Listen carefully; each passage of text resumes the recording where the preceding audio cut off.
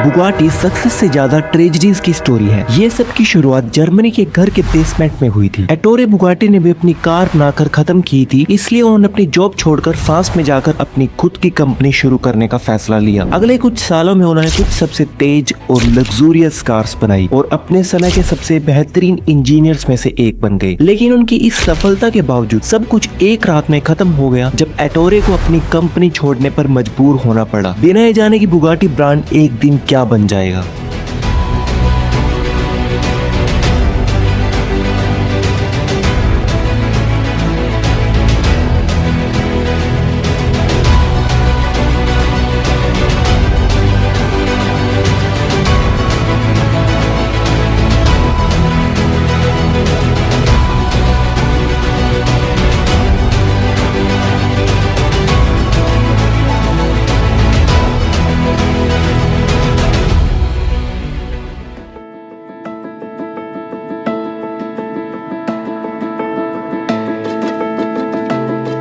एटोरे Bugatti का जन्म 15 सितंबर 1881 को मिलान, इटली में हुआ था। एटोरे एक सेमी वेल्दी फैमिली से बिलोंग करते थे। उनके पिता कार्लो बुगाटी मिलान में एक फेमस फर्नीचर और ज्वेलरी डिजाइनर थे और उनके दादा एक मशहूर आर्किटेक्ट और स्कल्प्टर थे। रेम्ब्रांड एटोरे के छोटे भाई थे। वो एटोरे से 3 साल छोटे थे। वो बचपन से ही एक प्रोडिजियस स्कल्प्टर थे। इसके कारण ही एटोरे कभी स्कल्प्टर नहीं बने या फिर उनके ऊपर ये प्रेशर नहीं था कि वो भी एक स्कल्प्टर बने। फिर भी ये आर्ट उन्हें इंजीनियरिंग के रूप में अपनी फैमिली से मिली। छोटी उम्र से ये साफ था कि एटोरे एक नेचुरल बोर्न इंजीनियर थे। उनके पास इतना टैलेंट था कि बिना किसी फॉर्मल ट्रेनिंग के वो कॉम्प्लेक्स डिजाइन सीख रहे थे। 16 साल की उम्र में एटोरे ने अपने फादर के सामने एक टूटी हुई ट्राईसाइकिल को आसानी से रिपेयर कर दिया। उनके फादर कार्लो ने तुरंत ही अपने बेटे के टैलेंट को पहचाना और उन्हें ट्रिनिटी एंड स्टूची में अप्रेंटिसशिप करने के लिए भेज दिया, जो उस समय स्विंग मशीन्स और बाइसाइकिल बनाने वाली फैक्ट्री के लिए जानी जाती थी। एटोरे ने इस फैसले को माना और 17 साल की उम्र में फैक्ट्री ज्वाइन कर ली। 1 साल के बाद एटोरे ने पेरिस से बोर्डेक्स तक होने वाले कंपटीशन में अपनी मोटर ट्राईसाइकिल डिजाइन की। ये मोटराइज्ड ट्राईसाइकिल 2 इंजन से पावर्ड थी, जो डे डियोन से बनकर आए थे। ट्रिनिटी एंड स्टूची कंपनी में काम करना एटोरे के लिए एक सही डिसीजन था, लेकिन यहाँ काम करने से उन्हें मैकेनिकल डिजाइन, ऑटोमोबाइल और स्पीड्स के बारे में सीखने को मिला। यहीं पर एटोरे ने अपना असली जुनून ढूंढा। साल 1900 में 19 साल की उम्र में एटोरे ने ट्रिनिटी एंड स्टूची छोड़ दिया और अपनी खुद की कार बनाने का डिसीजन लिया। वो नेचुरली परफेक्शनिस्ट थे और हर एक डिटेल, इंजन से लेकर कार के बॉडी पार्ट्स तक वो अपने आप डिजाइन करते थे। उन्होंने अपनी कार के लिए इस्तेमाल होने वाले सभी पार्ट्स का खुद ही जायजा लिया। ये उनकी जिंदगी भर का रिचुअल बन गया। वो बहुत प्रिसाइज, डिटेल ओरिएंटेड और मैथमेटिकल सोच रखने वाले आदमी थे। इतना ज्यादा कि कुछ डिजाइन तो उनके समय के सबसे स्टैब्लिश इंजीनियर के लिए भी कॉम्प्लेक्स लगते थे। उनके टैलेंट ने डिट्रिच कंपनी का ध्यान खींच लिया, जिसकी फैक्ट्रीज फ्रांस और जर्मनी दोनों जगह थी। एटोरे को अक्सर इन कंपनीज के लिए व्हीकल डिजाइन करने और बनाने के लिए बुलाया जाता था।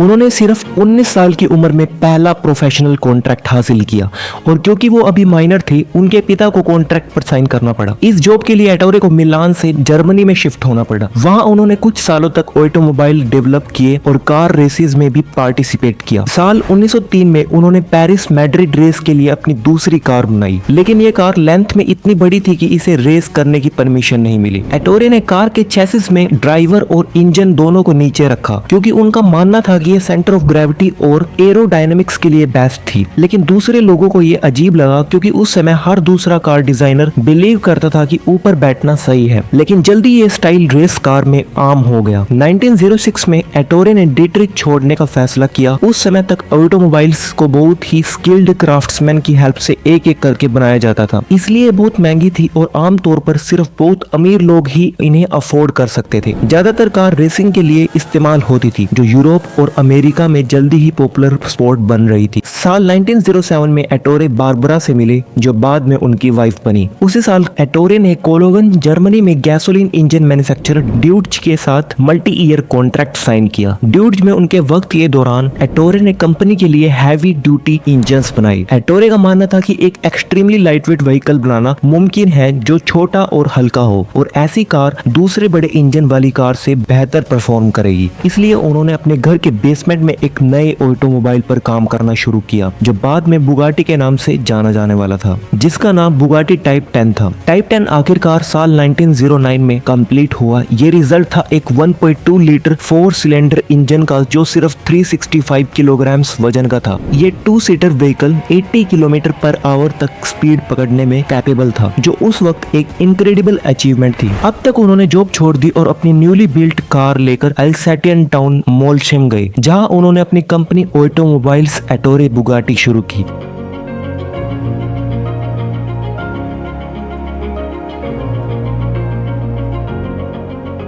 एटोरे रेसिंग कंपटीशन में अपनी कार की कैपेबिलिटी दिखाने के लिए प्लेटफॉर्म बनाने वाले पहले लोगों में से एक थे। ये एक बड़ी ऑडियंस के सामने करने से उनकी कार्स की पॉपुलैरिटी और बढ़ गई, जिससे एटोरे बुगाटी को देश का बेस्ट कार डिजाइनर माना गया। ये प्रैक्टिस जल्दी ही कार इंडस्ट्री में आम हो गई। साल 1909 बुगाटी की लाइफ का एक इम्पोर्टेंट साल था और ये उनके सबसे खुशियों भरे पलों में से एक था। ये वही साल था जब उन्होंने टाइप 10 कंप्लीट किया, अपनी कंपनी शुरू की और सबसे इम्पोर्टेंट बात ये है कि इसी साल उन्होंने अपने पहले सन जीन बुगाटी को वेलकम किया। बुगाटी टाइप 10 इतनी ब्रिलियंट कार होने पर भी एटोरे उसको और ज्यादा बेहतर करने की सोच रहे थे। इसके बाद एटोरे ने बुगाटी टाइप 13 कार को ऑटोमोबाइल इंडस्ट्री में उतारा। टाइप 13 30 हॉर्स पावर प्रोड्यूस करता था, जो 300 किलोग्राम चेसिस को पावर देता था। बुगाटी ने इस नई कार से फ्रेंच ग्रैंड प्रिक्स में सेकंड पोजीशन जीती। बुगाटी ने टाइप 13 के इंजन के डिजाइन जैसा एक नया मॉडल टाइप 23 पर काम करना शुरू कर दिया।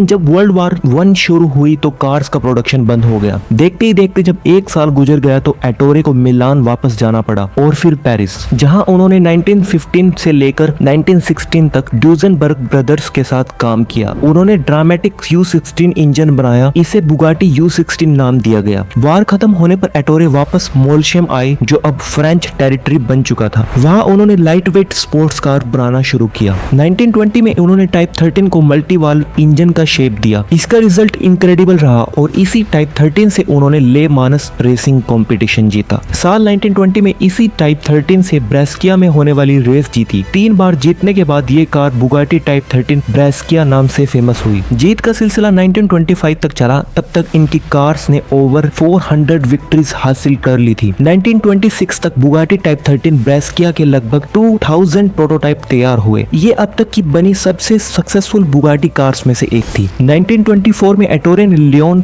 ग्रैंड प्रिक्स में बुगाटी टाइप 35 प्रेजेंट किया। ये गाड़ी जल्दी ही बुगाटी का सबसे सक्सेसफुल रेसिंग मॉडल बन गई, जिसने ओवरऑल 1000 रेसेस जीती। अलग अलग मॉडल्स एक्सपेरिमेंट करते हुए एटोरे और उनका पहला son Jean Bugatti luxury car business में चले गए। उन्होंने मिलकर नए व्हीकल पर काम करना शुरू किया। फिर 1926 में बुगाटी का पहला luxury car type 41 Bugatti royal बना। टाइप 41 एटोरे की ब्रिलियंस का प्रोडक्ट था। वो दुनिया में अब तक का सबसे लग्जूरियस कार्स मॉडल बन गया। बुगाटी टाइप 41 के क्लाइंट बहुत सिलेक्टिव थे। सिर्फ सबसे डिस्टिंग्विश्ड कस्टमर्स को खरीदने दिया जाता था, जैसे राजा महाराजा और वीआईपीज के लिए। इसी वजह से इसे बुगाटी रॉयल कहा गया। जब बुगाटी रॉयल लॉन्च हुआ तो इसने कंपनी को एक लग्जरी ब्रांड बना दिया।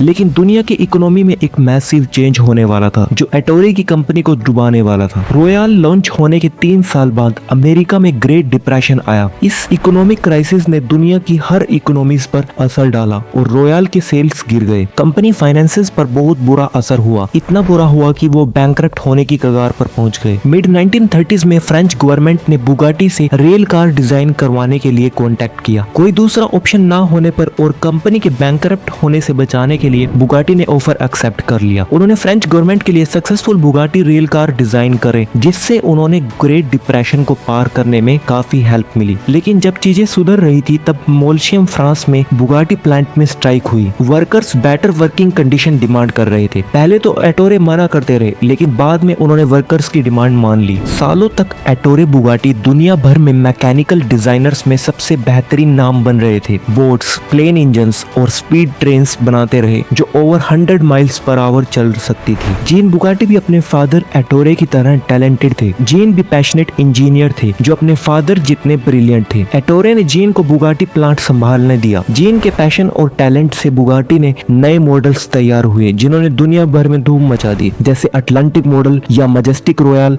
या टाइप 57 जिसने साल 1937 एंड 1939 में ले मानस रेसेस जीती। सब कुछ अच्छा चल रहा था, लेकिन कभी कभी सिर्फ एक पल आपकी जिंदगी बदलने में एनफ होता है। ऐसा ही कुछ हुआ एटोरे के साथ। जून 1939 में बुगाटी टाइप 57 ने सिर्फ 4 सालों में दूसरी बार ले मानस जीती। 2 महीने बाद जीन बुगाटी ने रोड टेस्ट ऑर्गेनाइज किया। जब वो खुद कार में बैठे थे तब अचानक से एक मिस्टीरियस साइकिलिस्ट सामने आ गया। साइकिलिस्ट को बचाते हुए जीन ने गाड़ी साइड में खींची, लेकिन अनफॉर्चुनेटली वो क्रैश हो गई और इसी क्रैश में उनकी डेथ हो गई। एटोरे न्यूज सुन के रो पड़ते हैं क्योंकि वो अपना फेवरेट सन खो चुके थे।